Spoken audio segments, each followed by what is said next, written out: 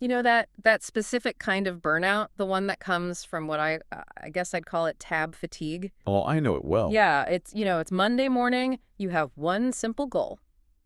Just approve a budget request for a project. Should be simple. In theory. Mm, In practice, usually a nightmare. right, because 10 minutes later, you've got 15 tabs open, you're logging into the HR portal, then you're jumping over to the CRM, you're digging through Slack for some thread from 3 weeks ago. And you're probably resetting a password for an ERP system you haven't touched in 6 months. Exactly. It is the universal frustration. We're not actually working, we're just navigating the empty space between the work. It has a name, you know. Yeah. In the industry, we call it the fragmented maze. The fragmented maze. That sounds dramatic, but it feels so accurate, and frankly, it's exhausting. But today, we're doing a deep dive into some research that claims we're, well, on the verge of finally deleting that maze. We are. We're looking at Chapter 8 of Mastering Spring AI, Enterprise Use Cases. And what's really fascinating here is that for the last year, maybe more, the whole conversation around AI has been focused on the mechanics. Right, how do we wire up the API? How do we handle token limits? All that stuff. Exactly. Sort of the hello world phase of generative AI. Yeah. But this source material, it signals a massive shift. We're moving from the mechanics to the actual application. We're talking about generating real enterprise value. Yes.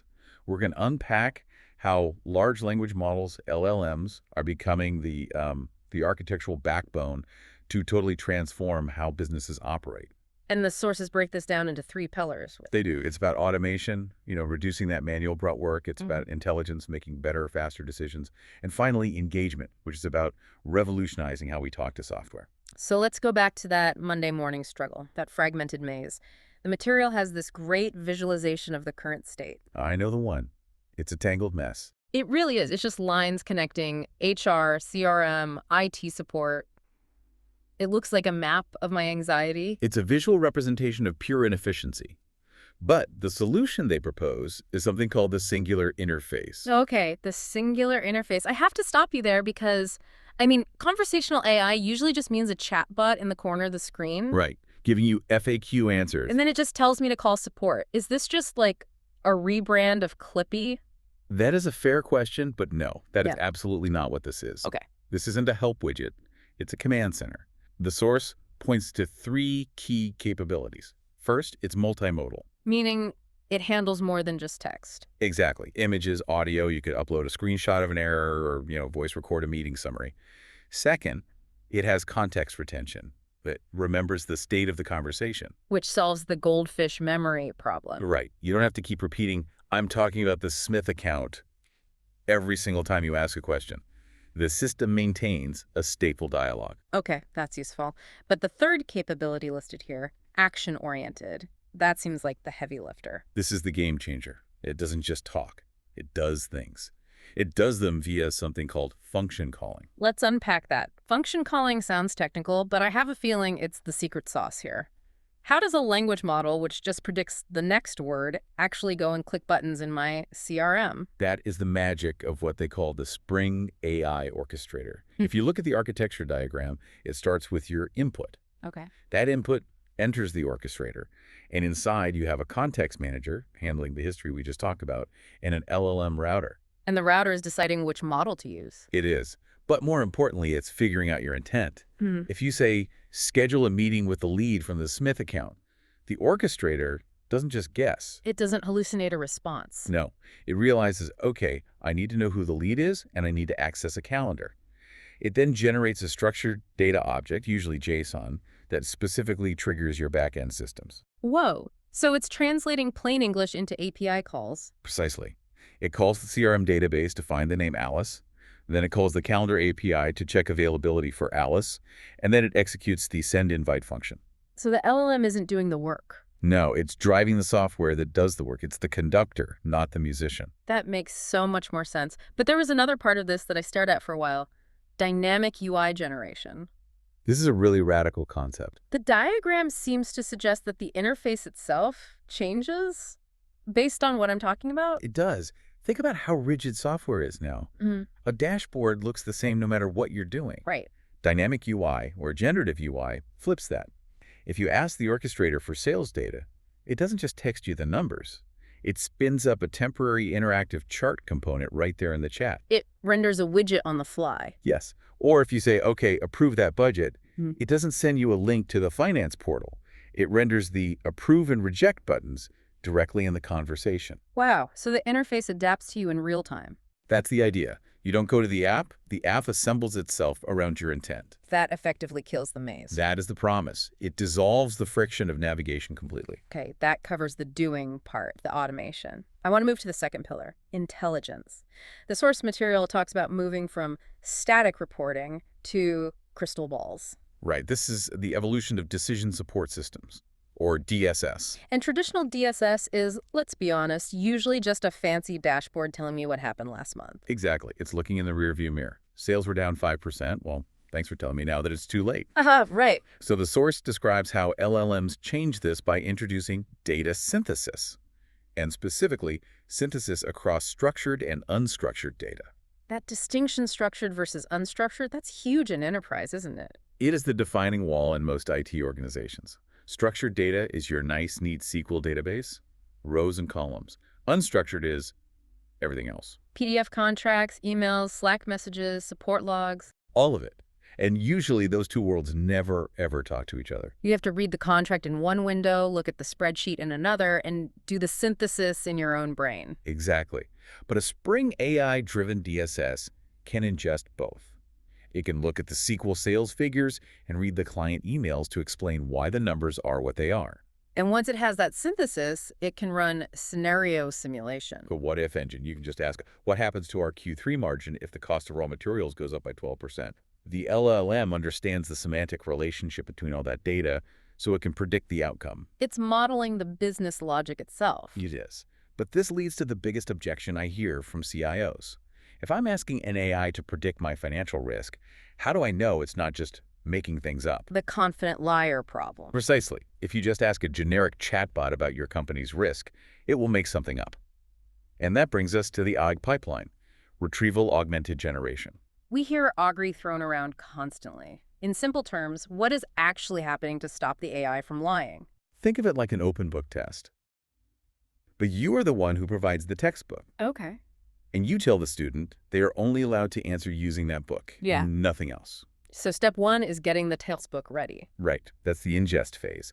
You take all your private enterprise data, PDFs, JSON, CSVs, and you use Spring data readers to convert it all into vectors. And vectors are basically numbers that represent meaning. Yes, exactly. High-dimensional coordinates that map concepts. These get stored in a special vector database. So when I ask a question, The system first searches that database. It finds the chunks of data that are semantically similar to your question, the specific pages of a contract or the right rows of sales data. It retrieves them, glues them to your original question, and says to the LLM, using only this context I just gave you, answer the user. so the AI isn't recalling facts from its training on the internet, it's summarizing the facts we just handed it. Exactly. This is what the text calls the Spring AI advantage. It grounds the answer in your private data. It drastically reduces hallucinations because the model isn't guessing, it's processing. That feels much, much safer for a corporate environment. It's a walled garden for the intelligence. And you need that automation because the volume of data is staggering. There's a stat and source that says 80% of enterprise data is unstructured. That number sounds insanely high. 80%. Think about it. Think about your own work. How much of it is in a neat database row and how much is just in emails, Word docs, PDFs, slide decks. Okay, point taken. It's mostly chaos. And that leads us perfectly to the third segment, Intelligent Document Processing, or IDP. The source calls this taming the chaos. This feels like maybe the most boring, but also the most profitable use case. We've had OCR for decades. We can already turn a PDF into text. Why is this different? Because OCR just gives you letters. IDP gives you understanding. It's about extraction, classification, summarization, validation. The finance workflow example in the book is perfect. The vendor invoice scenario. Right. A vendor sends a PDF invoice. In the old world, a human opens it, reads it, opens the ERP, and manually types in the numbers. And maybe mistypes a zero. It happens. But in the IDP world, the system extracts the data automatically. And here's the intelligence part. It applies logic. If the invoice is over $5,000, send it to a manager. If it's from a flagged vendor, send to fraud.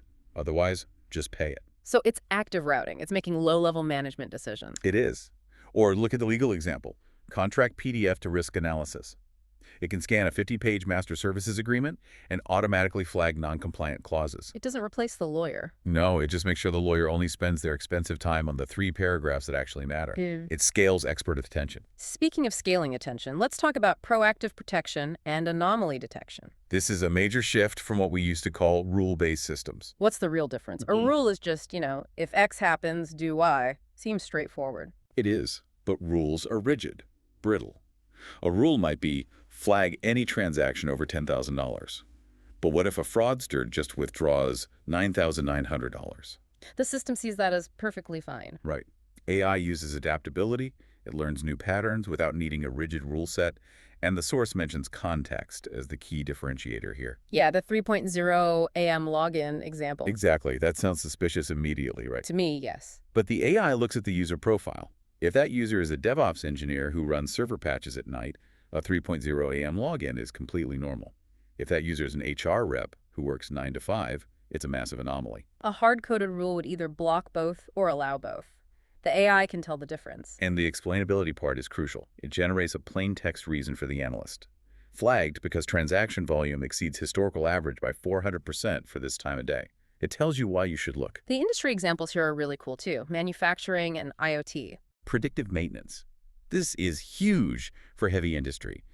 By analyzing sensor data vibration, heat, audio, the AI can predict that a machine part is going to fail weeks before it actually breaks. So you can fix it during a scheduled lunch break instead of having the whole factory shut down for 2 days? It saves millions, literally. Okay, so we've covered efficiency, we've covered protection, but I want to get to the fun stuff.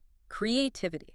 The source connects AI to scaling creativity, and it mentions marketing, developers, and learning and development. It's interesting that they group developers under creativity. Well, writing code is creative, but the use case listed is auto-generating boilerplate code and unit tests. Which is the least creative part of the job. And that's the point. It automates the drudgery so the developer can focus on the hard, complex logic. I don't know a single developer who wakes up excited to write unit tests. If an AI can handle 80% of that, morale goes way up. And in marketing, it allows for personalization at a scale that was impossible before. Instead of one generic email blast, the AI can generate 50,000 variations of the copy, all tailored to each customer's specific history. That leads perfectly into the final pillar, engagement. Optimizing the customer journey. There's this infinite loop diagram in the source. The data-to-engagement loop, it shows the continuous cycle. It starts with persona segmentation, then predictive analysis like anticipating churn, and then sentiment analysis. So anticipating churn is basically figuring out a customer is about to leave you before they actually do it. Yes, and then using sentiment analysis to tailor the intervention. If the customer is angry, the AI detects that tone and its response is empathetic. If they're happy, it acts differently. It treats the interaction like a relationship, not a transaction. So we've gone from the fragmented maze to this fully integrated, predictive, creative enterprise. But I want to land on the implementation. The source wraps this all up with a section called the Integrated AI Enterprise. Which is really the summary of the Spring AI advantage. I have to ask, why Spring?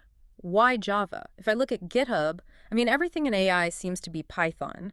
Why is the source arguing for a Java framework? That's a great question. Python is the language of researching AI. It's fantastic for data scientists building models. But Java and Spring are the languages of running the enterprise. The banks, the insurers, the retailers, their backends are all Spring Boot. Exactly. So the argument here is about friction.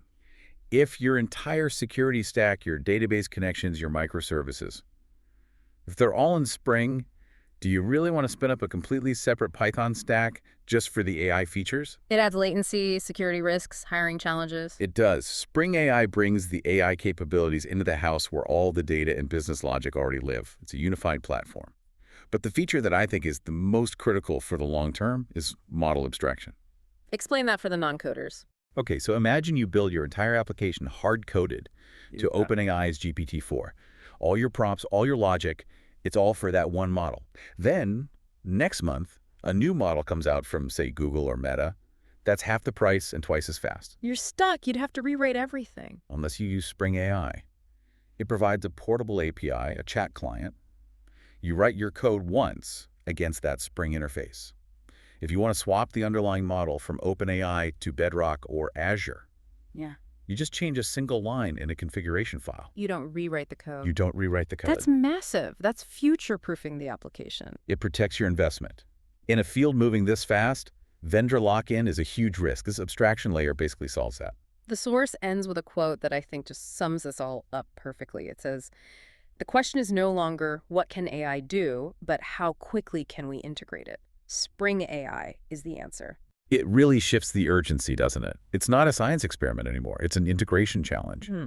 And the tools we've discussed, the orchestrator, RAG, dynamic interfaces, those are the tools that solve that challenge.